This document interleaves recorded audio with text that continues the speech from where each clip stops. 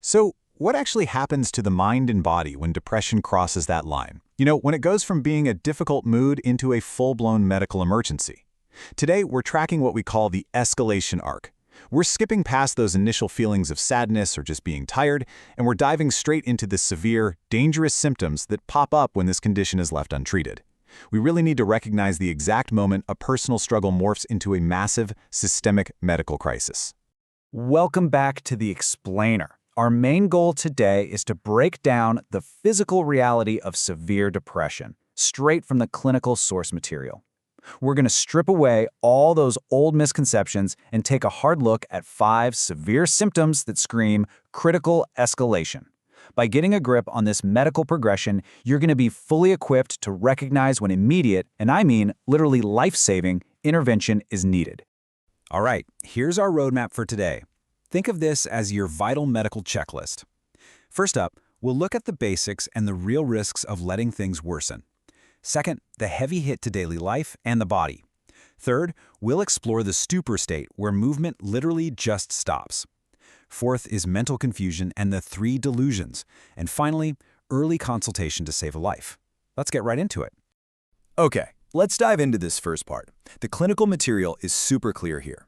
Depression is not a character flaw. It's not just a bad case of the blues. It is a physical brain disorder. It's heavily linked to a massive drop in brain chemicals, like serotonin. And this chemical shortage, it hits you in 3 distinct ways. Mentally, your motivation just tanks. Physically, you're looking at insomnia and bone-deep fatigue. And behaviorally, it shows up as irritability and just dark expressions. Since it's a physical illness, it demands a physical medical response built on 3 non-negotiable pillars: rest, medication, and psychotherapy. When caught early, it's highly treatable. But what happens when it isn't? Which brings us to Section 1, the basics of depression and the risks of worsening. We really need to establish the critical difference between catching this early versus letting it slide into a highly dangerous state. Now, what's really interesting here is the stark contrast in outcomes. Look at early treatment on the left. You get a faster recovery, you need fewer medications, and your daily life barely takes a hit.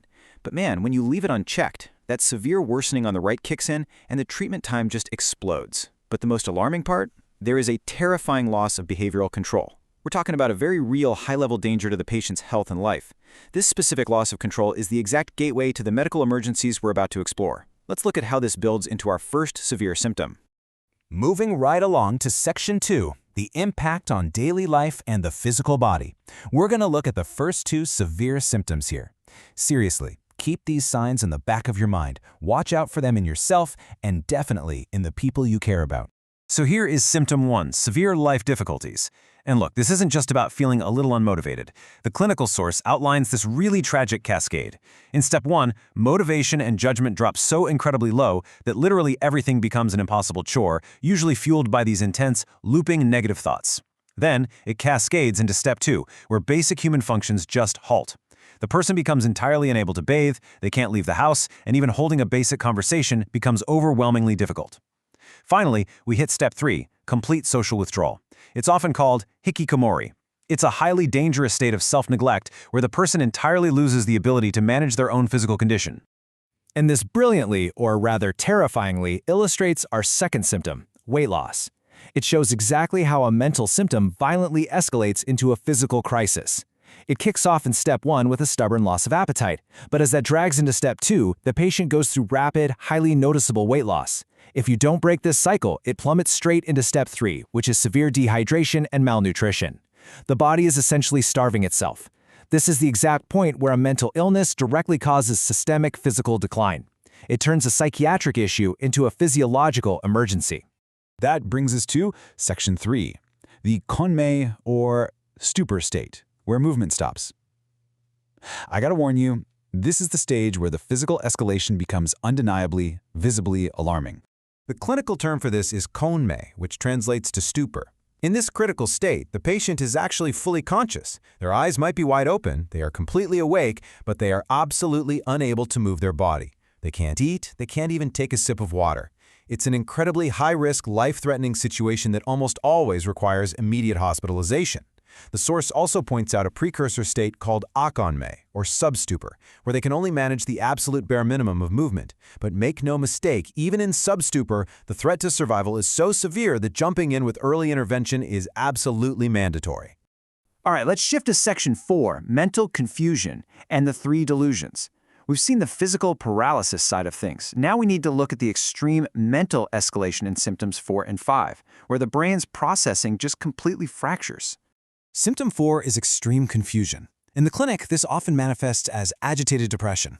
In this state, the patient's anxiety dials up so intensely that they literally cannot sit still. They'll pace the room endlessly, their speech becomes totally incoherent, and their judgment, it's remarkably impaired. The defining characteristic here is a complete and total inability to control oneself. The overwhelming anxiety completely shatters their logic, leading to highly dangerous, uncontrolled behavior. And yeah, this frequently means hospital admission is the only way to keep them safe. This total loss of logic culminates in Symptom 5, extreme thoughts and delusions. The source material highlights 3 very specific, very scary delusions that hijack the patient's mind. First is the delusion of guilt.